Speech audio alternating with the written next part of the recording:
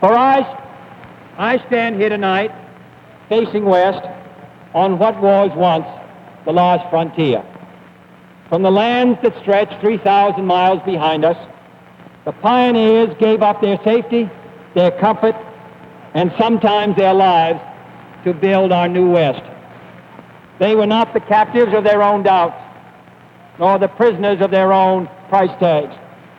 They were determined to make the new world strong and free, an example to the world, to overcome its hazards and its hardships, to conquer the enemies that threatened from within and out.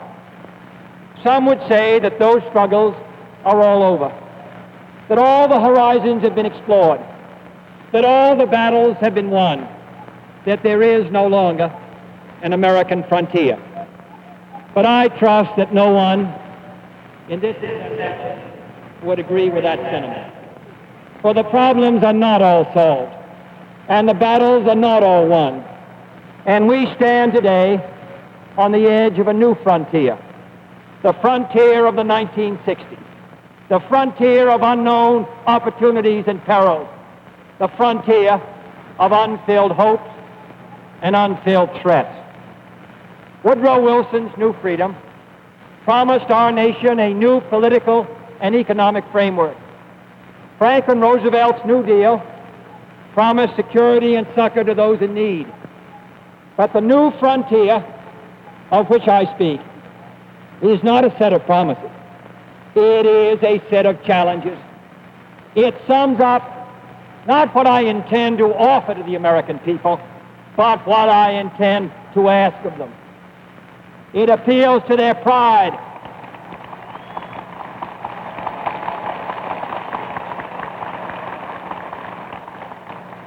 It appeals to our pride, not our security. It holds out the promise of more sacrifice instead of more security. The new frontier is here, whether we seek it or not. Beyond that frontier are uncharted areas of science and space, unsolved problems of peace and war, unconquered province of ignorance and prejudice, unanswered questions of poverty and surplus. It would be easier to shrink from that new frontier, to look to the safe mediocrity of the past, to be lulled by good intentions and high rhetoric, and those who prefer that course should not vote for me or the Democratic Party.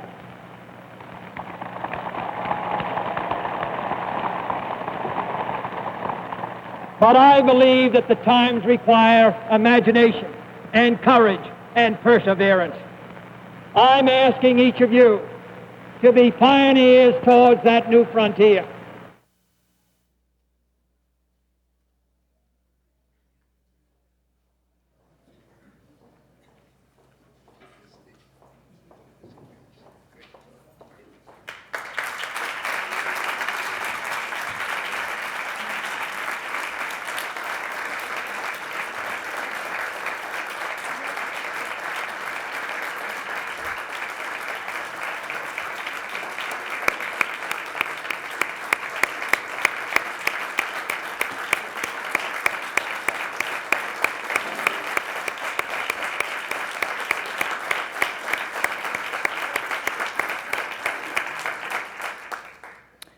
Good afternoon.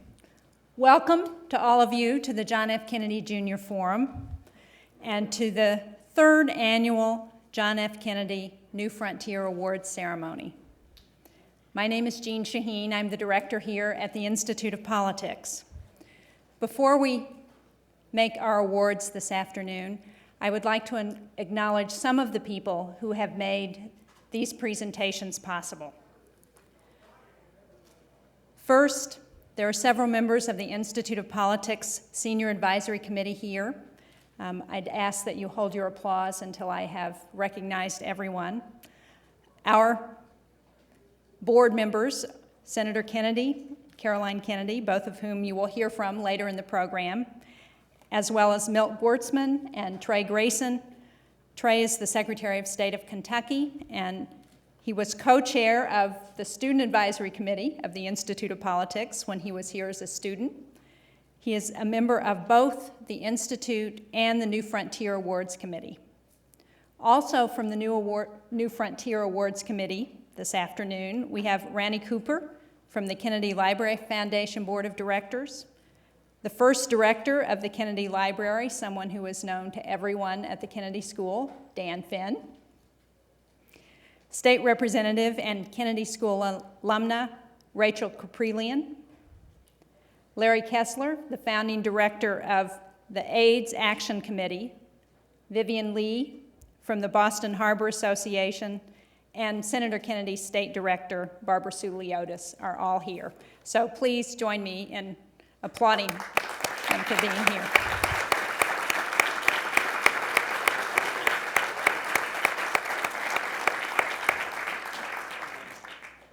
Also here are some very special people to the award winners. Eric Garcetti's partner, Amy Wakeland, and his parents, Gil and Suki Garcetti, are here.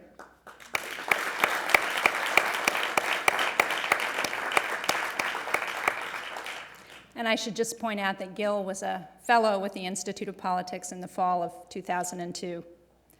Jane Liu, our other award winner, is here with her husband, Ted Levinson, and her mother, Carol Liu. Welcome.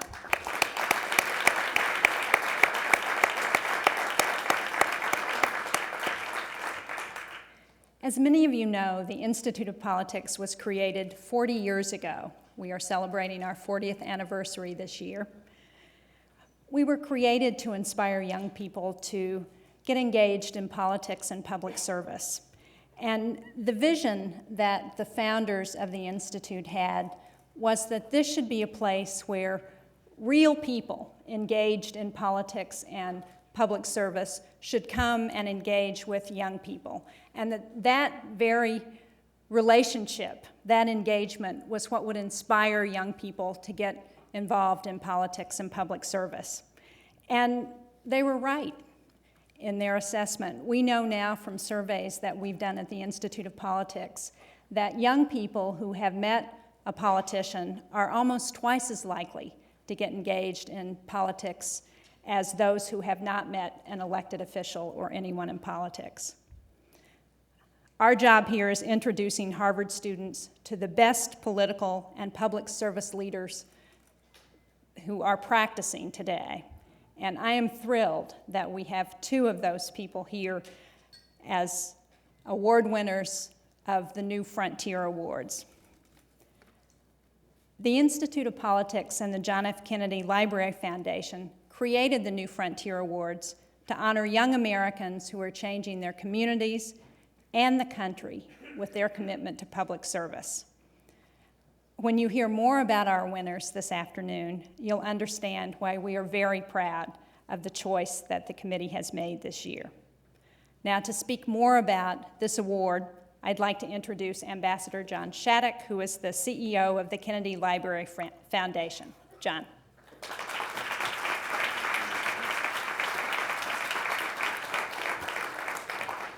Thank you, Jean. Thank you so much. It's an honor to co-chair the New Frontier Awards Committee with someone whose entire career captures the spirit of public service that I think this award is intended to recognize. I want to thank also Caroline Kennedy for her inspiring leadership as the president of the Kennedy Library Foundation, and Senator Kennedy for his strong support of these awards. And I want to join with Governor Shaheen in thanking the members of the New Frontier Award Committee for their service, and I also want to note the presence of Tom Putnam, the acting director of the Kennedy Library, who's here with us today.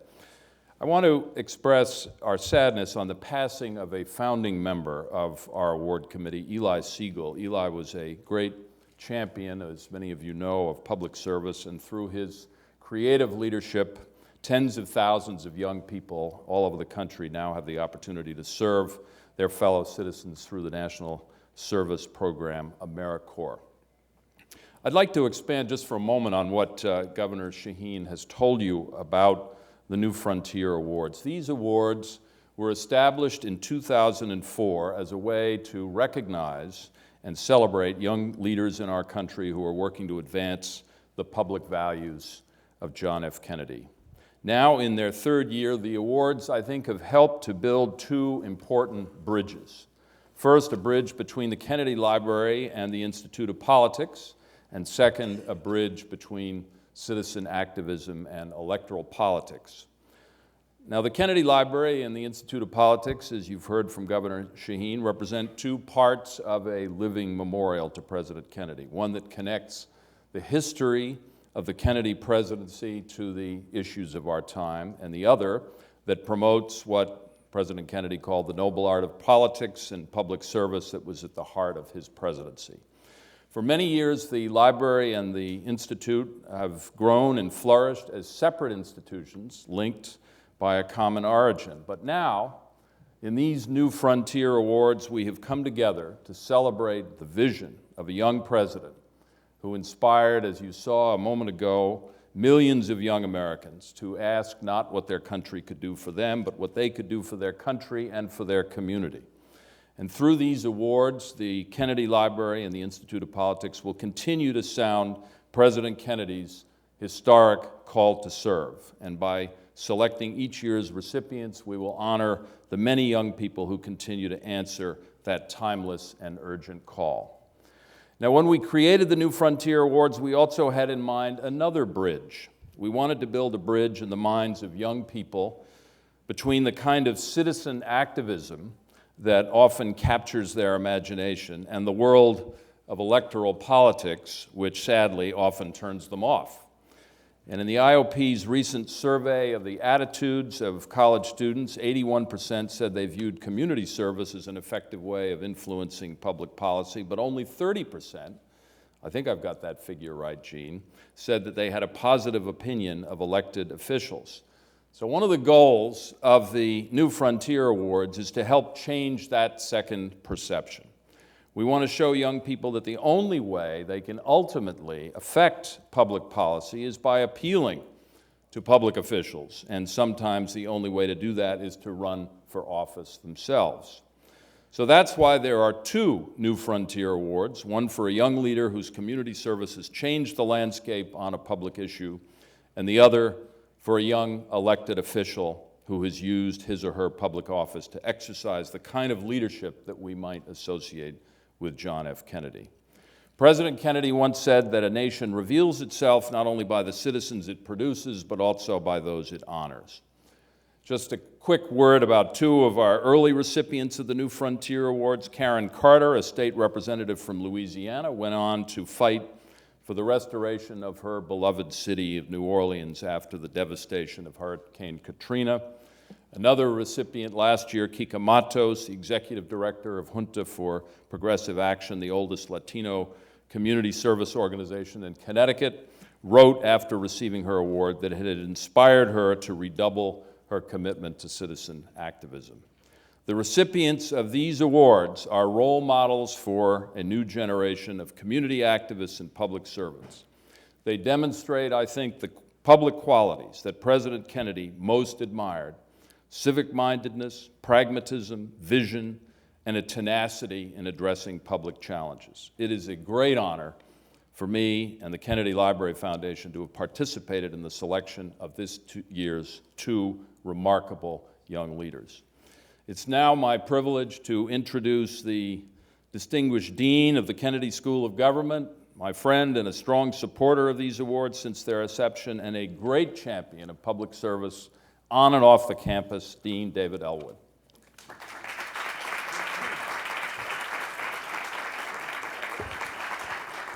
Thank you, John, and thank you for all the work you do with the foundation and again throughout your distinguished career of public service. I am the Dean of the Kennedy School here at Harvard, and it's a very great honor to have you all here, and especially to deal with these awards. I want to pay a tribute first to Caroline Kennedy for all of her work here with the Institute of Politics and at the Kennedy School, and again, the service in so many ways that you bring to this event. You know, the New Frontiers Award is exactly the right name. What's interesting is 20 years ago, you would have heard still quite a lot about how government was the problem. You know, the 9 worst words in the English language is, I'm from the government, I'm here to help. Maybe I miscounted, 7, whatever it is. You didn't hear that after Hurricane Katrina. You don't hear that about global warming. You don't hear that about terror. You don't hear that about even housing. The question is not whether or not we need to find a way to work together. The question instead is, how can we do it in a better, more innovative way that really works? And that's what the New Frontier Awards are about. They're about people with the vision and the courage and the energy and the capacity to prove that we can together be so much more than we can alone and be better than ourselves. So it's my particular pleasure that we can work together on these awards and honor people who have had service in so many unique and often quite innovative ways. Now, my job is to introduce someone who really does need no introduction. Certainly no introduction here. And I was recently asked a friend of mine, what do you do when you have such a person? And you sort of say, I'd like to cede my time to someone who needs no introduction and get off the stage. But, I'm at Harvard, so I can't quite do that. But I need to introduce Senator Ted Kennedy. And Senator Kennedy also epitomizes service in so many different ways. And I'm not going to go through his long biography. He actually took over and was elected first to the Senate in 1962 to finish the term of his brother, the President, John F. Kennedy. But the thing that I think is such an important lesson for young people in the service of Senator Kennedy is the combination of incredible, deep commitment to principles and values, coupled with an astonishing, aggressive pragmatism for getting things done. He believes as much in legislating as he does in leading by principle. And those two in combination often do not coexist. That is the fundamental challenge of this era of highly partisan times, not to give up your principles, but to cross over the aisle, to work with people of different principles and different ideas to meet the combination of even higher ideals. So it's my very great honor to introduce a senator who has made an enormous difference in the world and an enormous difference to the Institute of Politics, and one who we're very, very proud to have here once again, Senator Ted Kennedy.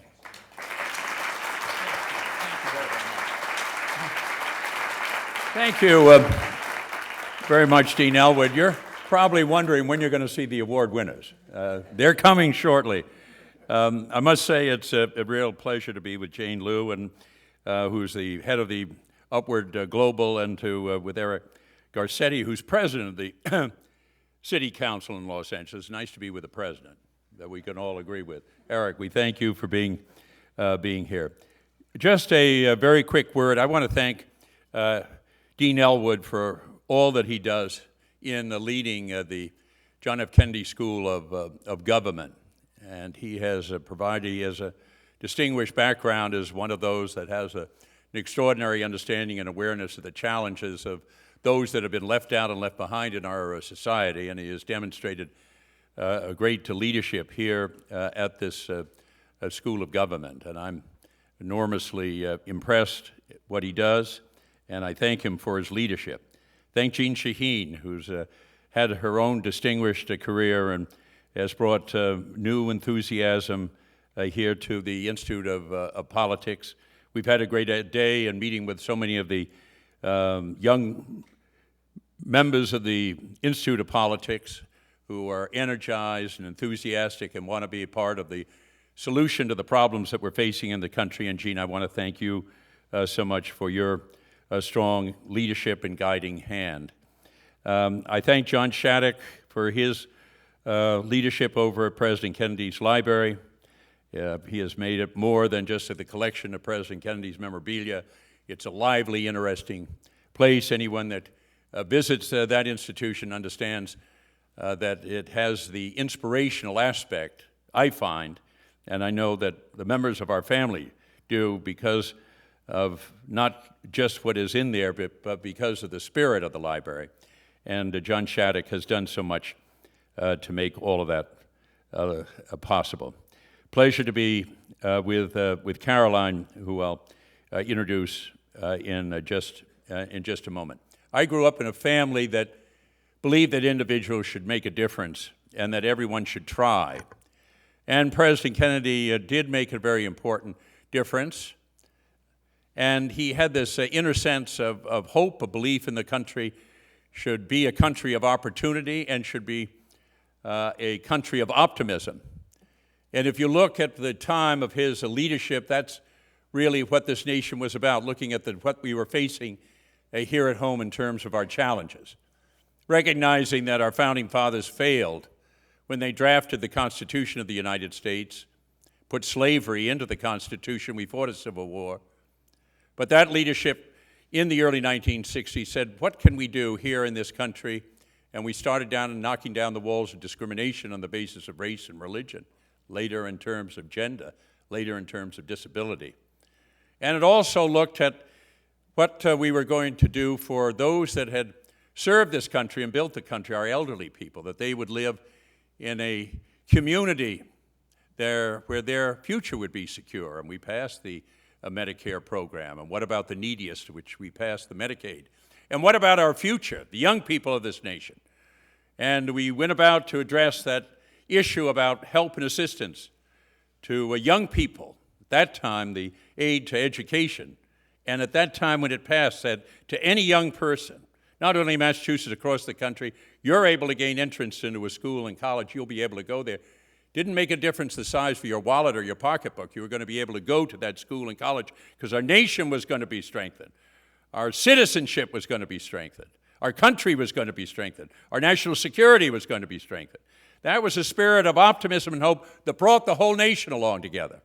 And now the real kind of issue and question is, where is that hope and spirit among the people in our nation today as we're facing, as Dean Ellwood has said, the great challenges of climate change, the challenges of globalization, and the challenge of violence in our society. And we have the answers with these two extraordinary individuals whose lives have been by example, the qualities of leadership that President Kennedy admired so much. And to present them now is a person in her own right who has been one of the great advocates in terms of the civil liberties of this nation, a distinguished author, or someone that spent a great deal of time in working to strengthen the public schools in the city of New York. And she happens to be my niece. I'm very proud of her, Caroline Kennedy Foster.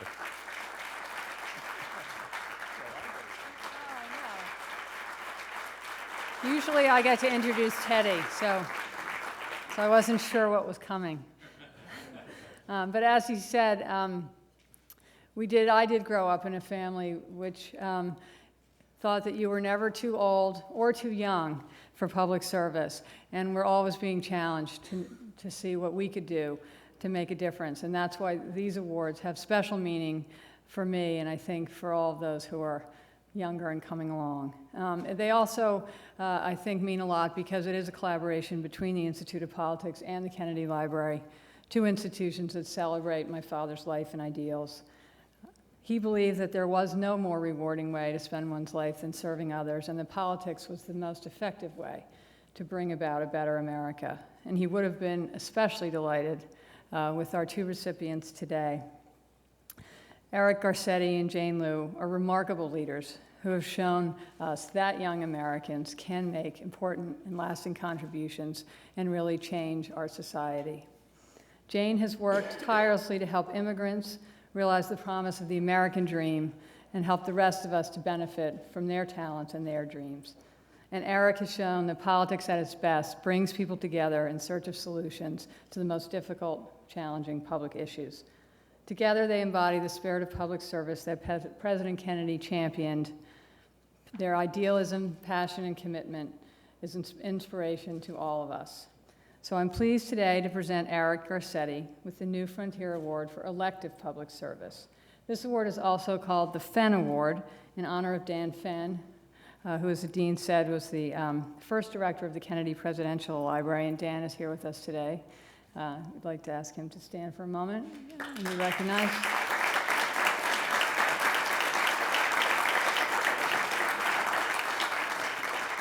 Eric has demonstrated the impact of elective public service his innovative work with the Los Angeles City Council. He's won praise for involving diverse constituencies and stakeholders to work together on the problems confronting the city, and has really impacted the lives of thousands, if not millions, of people, of Los Angelinos, and we're thrilled that he's come all the way from Korea to accept this award.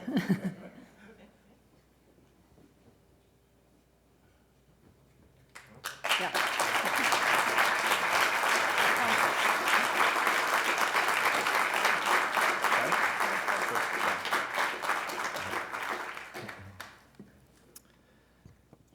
Thank you so much, Caroline Kennedy Schlossberg. It is indeed an honor, and I think Jane probably feels the same way. I don't know how we can follow that lineup. I mean, just incredible. Senator Kennedy, Governor Shaheen, Ambassador Shattuck, Dean Elwood. You all embody what is best about the ideals of public service, but not just the ideals, also the practice. And to each and every one of you, thank you for making this day so special to me and to my family. And I want to thank my parents who are here, who inspired, both my mom and dad, inspired me to pursue a life of public service, and my partner Amy, who inspires me every day to continue a life of public service as well. It's an honor to be here today at America's oldest university, by the keepers of President Kennedy's legacy, to accept this award. For if we remember, it was in 1960 in Los Angeles, as we saw in the video, in the Los Angeles Memorial Coliseum, that President Kennedy faced westward to the Pacific, and he accepted his party's nomination for President of the United States. In that moment in history, on the West Coast, he called upon a nation to join him in a vision for a new American frontier. But he also spoke that evening about the place that he was. He spoke about Los Angeles and mentioned my city as America's last frontier of this nation. Today, that last frontier, Los Angeles, is a gateway for America, a place where more than 140 languages are spoken, where 20 different nations find their largest populations outside their countries of origin, and where 43% of all the goods that come into the United States of America flow through our ports. In Los Angeles, I live with Amy in a beautiful neighborhood called Echo Park on the edge of downtown. It's a beautiful corner of Los Angeles, a place where Spanish and Khmer and Mandarin mix with English on our streets, a place where my neighbors face the same challenges that too many Americans face today. Can they find an affordable and safe place to live? Can their children receive a good public education? And can they find a job that rewards hard work with health care, time off with their families, and decent pay? But Echo Park, and in turn Los Angeles, is a place of immense promise and a hope. A place where the ideals embedded in this award today are played out every day by everyday people. So today I come to you from that place, that last frontier of America, inspired by John F. Kennedy's call to action, given by a young candidate to a hopeful nation 46 years ago. In 1960, America confronted an epic struggle between the ideals of freedom and democracy and the creeping advance of totalitarianism in the world. We were also, though, a nation looking inward, struggling with the domestic divisions that we had between rich and poor, white and black, man and woman.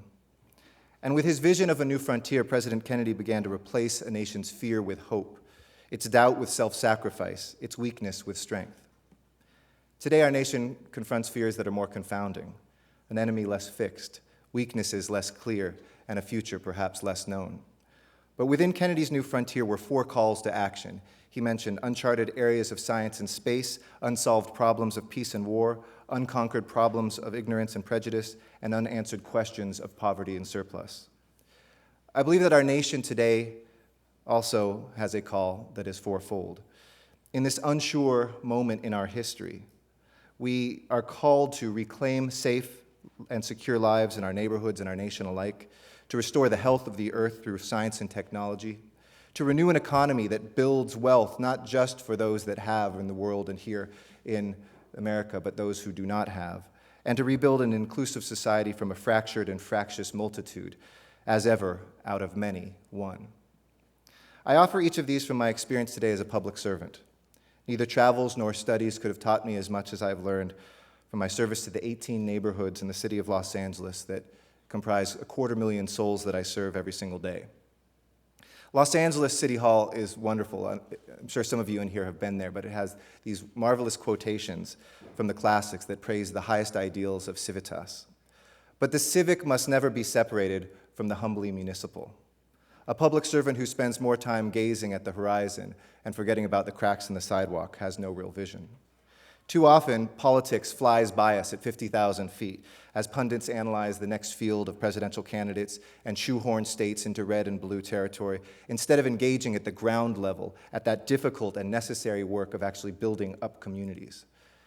Never forget today here, all of us, that change starts at the local level, that people live in neighborhoods, that change happens in communities first, and that hope, in the words of the poet Marge Piercy, sleeps in our bones like a bear waiting for spring to rise and walk. It is on the streets of my own city and in the lives of my neighbors that I've heard this hope, that I have seen the struggle of a new American frontier that I share with you today. So first, a safe nation comes first. And we must be unafraid to protect our country from threats abroad, using strong but also smart power that stops terrorism and helps nations to develop. But in our efforts to protect our country, we must remember that some of the biggest threats we face are in our own neighborhoods. In Los Angeles, we've driven crime down to the lowest level since 1956, but we've done this by engaging a community as well as abating crime. In 2001, one of those worst moments when you're an elected official is when you get bad news. And in a period of 2 months, right around 9/11, I had 13 different phone calls, each one for another homicide in the same neighborhood in North Atwater Village, an area of my district. We eventually arrested the perpetrator who was behind these killings, but we also began to organize the community, one apartment, one house, one block at a time, door by door, door to door, knocking on doors and asking people to come to a community meeting. At one of these community meetings, a senior citizen said in Spanish that this was the first time that anyone from government had ever visited her neighborhood. And she also said she was so scared to go outside her house that she didn't realize the park that we were discussing improving was 2 blocks north of where she lived, and she had lived there for 15 years. She came home, shut her windows to hope there wouldn't be gunfire, and prayed for peace. True security means a safe nation with safe neighborhoods too. Second, even with these arduous challenges, another threat confronts us. Our Earth is not an enemy to be defeated, but our abuse of it is. It is not enough to admit that we have damaged our planet. We must inspire ourselves to heal it, and I appreciate Senator Kennedy's words towards this. And for those of us that are younger, a generation that has grown up green, we must use this call to action as a way to renew our nation's education system. Just as President Kennedy called for us to race to the moon, today we must race back here to Earth to rediscover and to renew this planet. In the southern and the central part of my city, we have launched something called the Apollo Alliance, which brings together green sector CEOs with folks many times out of work in our poorest neighborhoods in order to give them the skills of how to build homes in a green and sustainable way.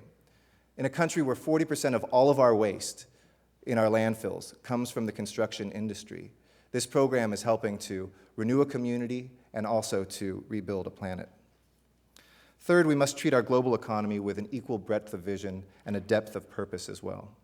In Los Angeles, the local economy is not different from the global economy. They're one and the same. And Jane Liu's work, which gives real hope and purpose to those who come here, both from the push of global dislocation and the pull of the vision of America, reaffirms this truth. And it's an honor to share this award with you, Jane, today. In Los Angeles, we know that globalization is the engine of our growth. We're expanding our port, transportation infrastructure, selling our movies and video games around the world, but we're also passing the nation's largest anti-sweatshop ordinance to make sure that workers in our own backyard or overseas have their rights protected and their work rewarded. There's a cliche about my city that on the streets of Los Angeles you see the face of the world, and I've always found the opposite to be true. Whenever I traveled abroad, I always saw the face of Los Angeles wherever I went. The challenge of globalization must be embraced by our common understanding of one destiny in this world, and that showing that a globalized world does not need leave anybody behind.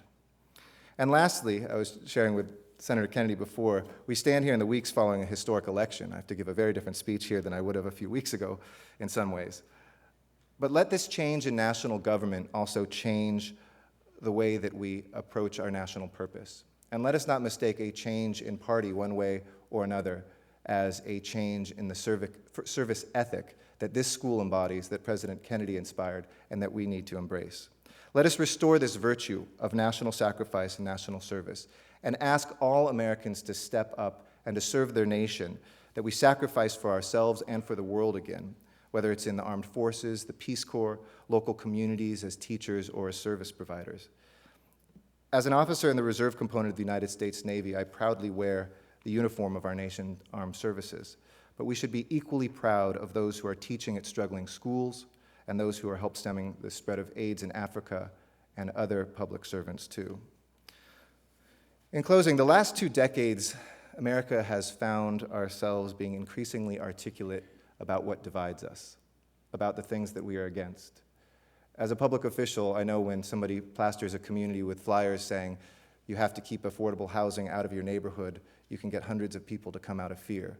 But when you put something up that says, come and re-envision what this community might look like 10 years from now, very few people show up. Ladies and gentlemen, it is time to find again in this country what unites us. Back in my hometown, that last frontier, perched on the edge of a continent, poised on the precipice of possibility, President Kennedy said, "We do not come here to curse the darkness, but to light a candle." Today, a new American is being born, and another raises her hand to swear allegiance to this nation for the first time. Across our nation and in our neighborhoods, let us find the light of the new frontier, a light of safety, of sustainability, of sustenance, and of service that can and will illuminate this land once again. Thank you so much.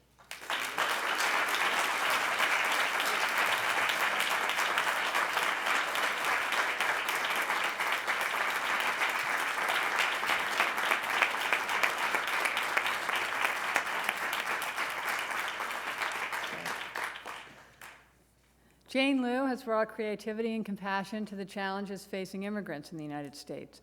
Her cutting-edge work is a model of social entrepreneurship which has already contributed greatly to this country, a country which itself was founded by immigrants. Her work is improving the lives of countless men and women who are eager to make their own contributions to American society. She is an inspiring leader, and I am pleased to present Jane Liu with the 2006 John F. Kennedy New Frontier Award.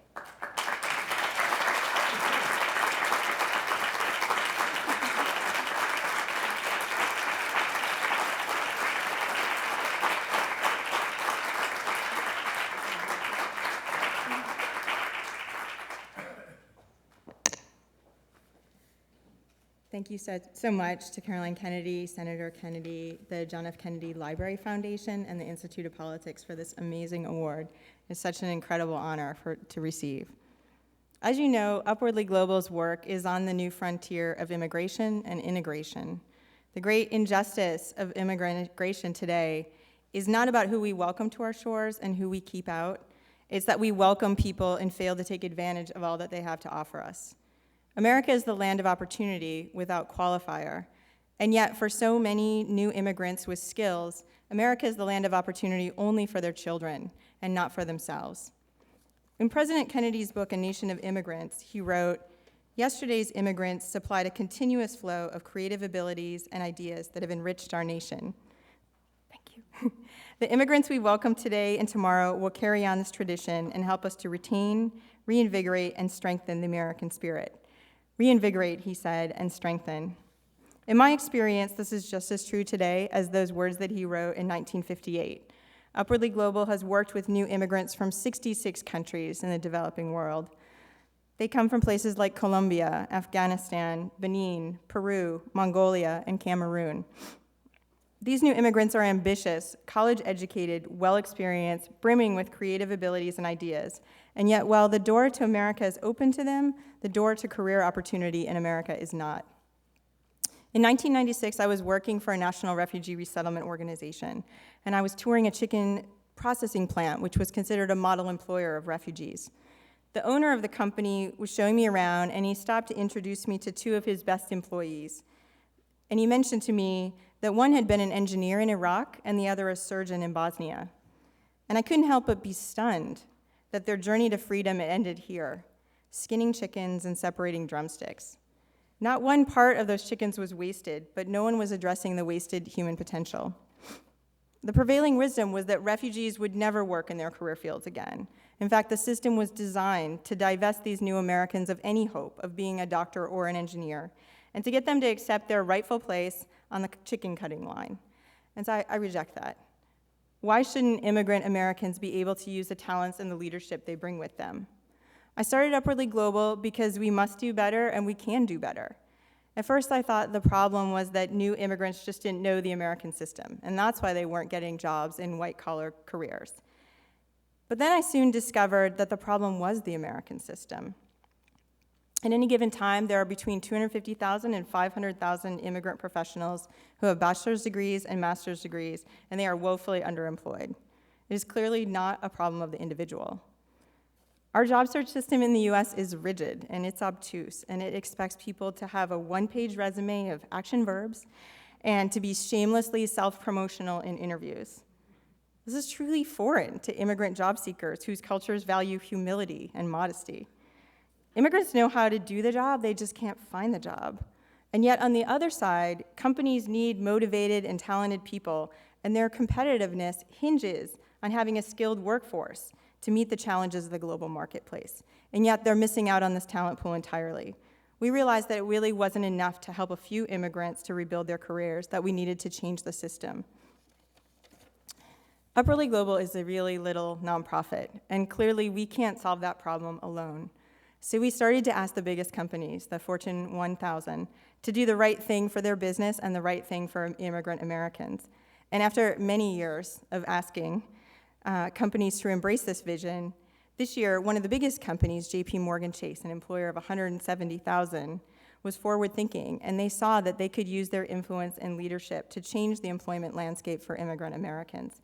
And they also understood the business case, that it would increase their competitiveness by making their workforce more globally diverse. We need more companies to step forward and embrace the idea of integration and an upwardly global workforce. One day, immigrant inclusion will just be part of the way business is done. That's when our work is going to be done. But unfortunately, that takes time. And so until that long-term change happens, we also focus on creating success stories today. We've helped more than 400 new Americans to get their careers back on track.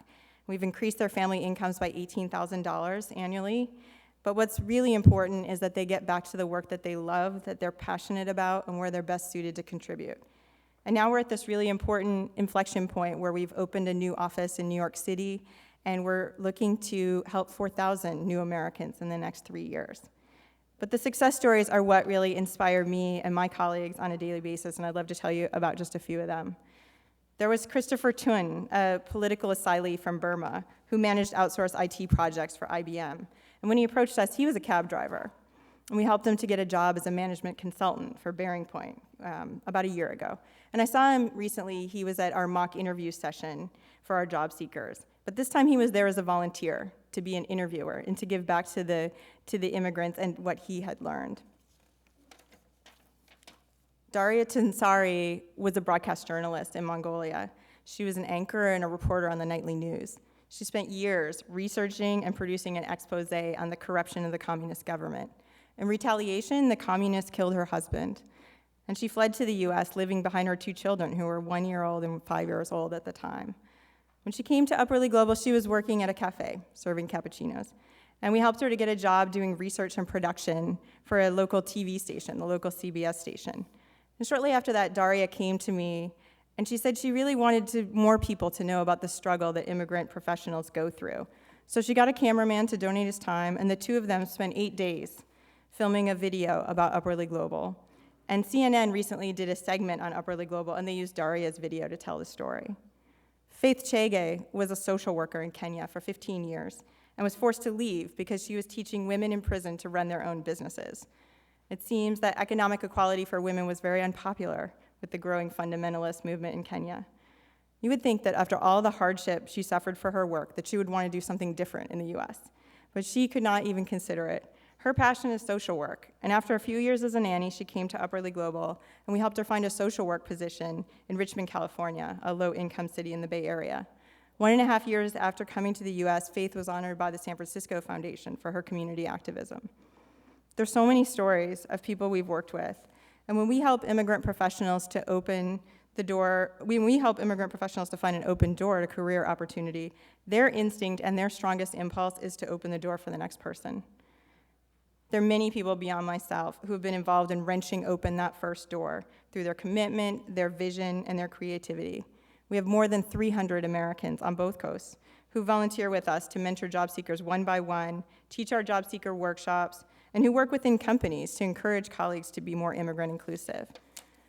And of course, the real work is done day by day by the 13 members of the Upwardly Global team, who in May were only 4, and now we're 13, so we've had a big year. They work every day to get us closer to reaching our goals. And in particular, I want to recognize and to thank my amazing colleague, Camille Romani, who's the COO of Upwardly Global. She's here today. And when she started Upwardly Global almost 4 years ago, there were just 3 of us, and really not a program. And she's been the driving force behind developing our programs for immigrant job seekers and building the organization. And her commitment to the mission is so deep and so impressive. And I also have to thank my husband, who really has been behind me this whole time. His commitment to immigrants started before we even met. We met here in Boston 12 years ago, volunteering at the International Institute of Boston, tutoring refugees for their citizenship exams. And he's the one who reminds me every day that this is our life's work. This is what we're meant to do. And my mom, of course, who's here, is from Ohio, who really taught me the value of creativity and resourcefulness, which is very important when you're starting a nonprofit with no funding. So there are so many students here today, and many of you are at the point where you're trying to figure out what you want to do with your lives. The time to begin your career in public service is now. Public service is too important to delay until you have more money or time, or the student loans are paid off, or the kids are in school, or the kids are out of school, or you're retired. While I believe wholeheartedly in taking calculated risks, I don't believe in gambling and waiting for someday to serve the community, to stretch yourself, and to try to make a difference is a gamble. We don't know if we have someday, but we all have today. And I also want to let you in on a secret. I discovered that the best way to get rich is to pursue a career in public service. Your life will be rich in challenges and struggles, in puzzles that need to be solved, in people who inspire you, rich with colleagues who share your passion, and rich beyond your wildest dreams with purpose. It's a life rich with purpose. It's a privilege to do the work that we do, and I encourage all of you to find work that makes you rich in the same way. Thank you so much for this amazing honor and recognition of our work.